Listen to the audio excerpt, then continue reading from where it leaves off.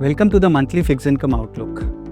In the month of September gone by, we had three key policy events. One was monetary policy by RBI. The second was announcement of borrowing calendars by the center and the state.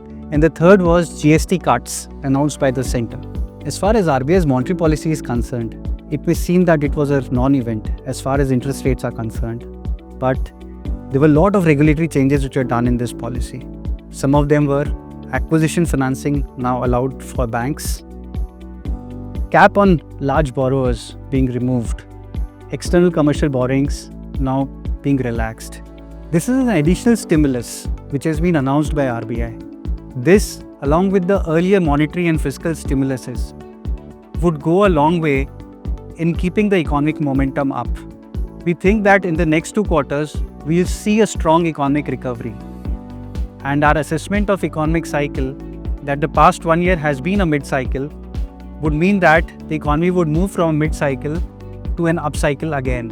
The governor in the policy also said that there's monetary policy space which is opened up. But we think that this space will be used only if there's a growth scare because of tariffs.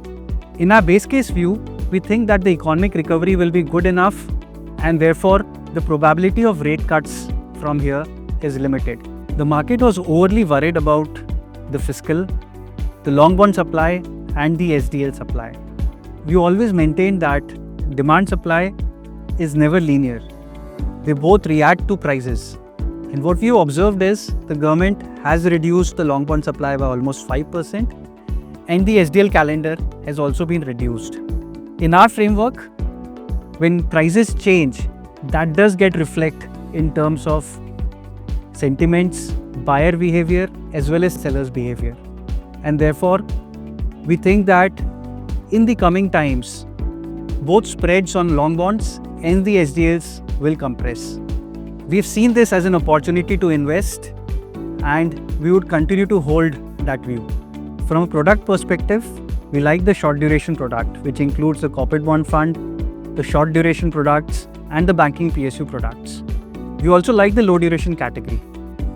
And income plus arbitrage remains a very favorable category from investors as far as taxation is concerned.